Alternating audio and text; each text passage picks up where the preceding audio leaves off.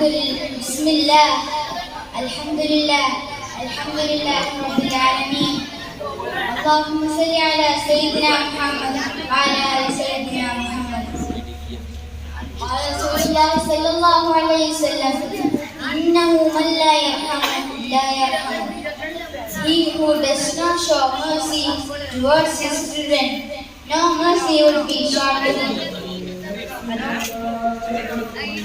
ബഹുമാന്യരായ ഉസ്താദുമാരെ, പ്രിയപ്പെട്ട കൂട്ടുകാരെ,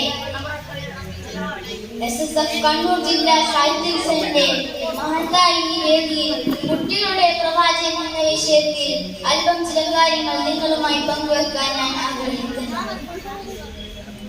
നമ്മുടെ നേതാവായ ഹബീബായ തങ്ങൾ കുട്ടികളോട് വളരെയധികം സ്നേഹവും ദയയും കാണിച്ചു വ്യക്തിയായിരുന്നു.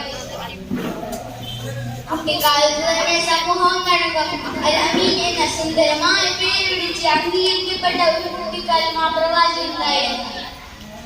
പ്രവാചകത്വം ലഭിക്കുന്നതിന് മുമ്പും അതിനുശേഷവും പ്രവാചകൻ കുട്ടികളോട് പെരുമാറുന്നത് അവരുടെ കൂട്ടത്തിൽ ഒരാളെ പോലെയാണ്.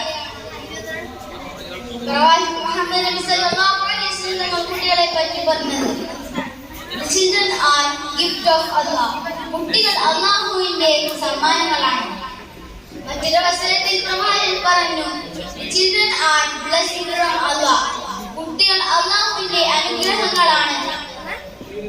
അതുകൊണ്ട് തന്നെ പ്രവാചകൻ കുട്ടികളെ എവിടെ വെച്ച് കണ്ടുമുട്ടിയാലും അവരെ കൈയിലെടുക്കുകയും ചുംബിക്കുകയും അവരോടൊപ്പം കളികളിൽ ഏർപ്പെടുകയും ചെയ്യാറുണ്ടായിരുന്നു.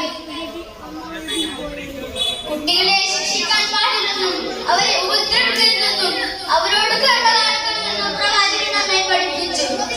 കുഞ്ഞുങ്ങളെ മടിയിലിരുത്തി ലാലോടാറുണ്ടായിരുന്ന പ്രവാചകൻ തന്റെ പേരക്കുട്ടികളായ ഹസൻ, ഹുസൈൻ റളിയല്ലാഹു അൻഹുവരെ മടിയിലിരുത്തി ലാലോലിച്ചുകൊണ്ട് ഇങ്ങനെ പ്രാർത്ഥിച്ചു, അല്ലാഹുവേ, നീ ഇവരോട് കരുണ കാണിക്കണമേ.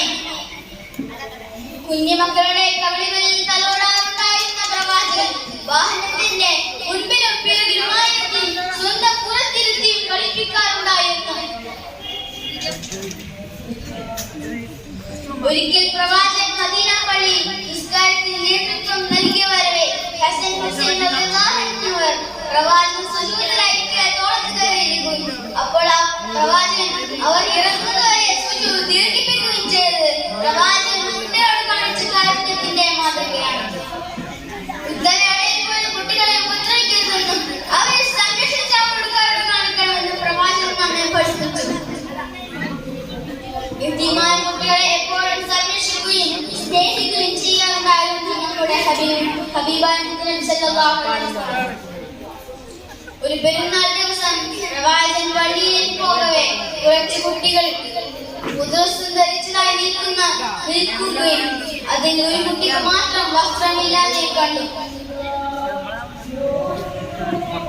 അപ്പോൾ ഉടനെ തന്നെ പ്രവാചകൻ ആ കുട്ടിയെ എടുത്ത് മകൾ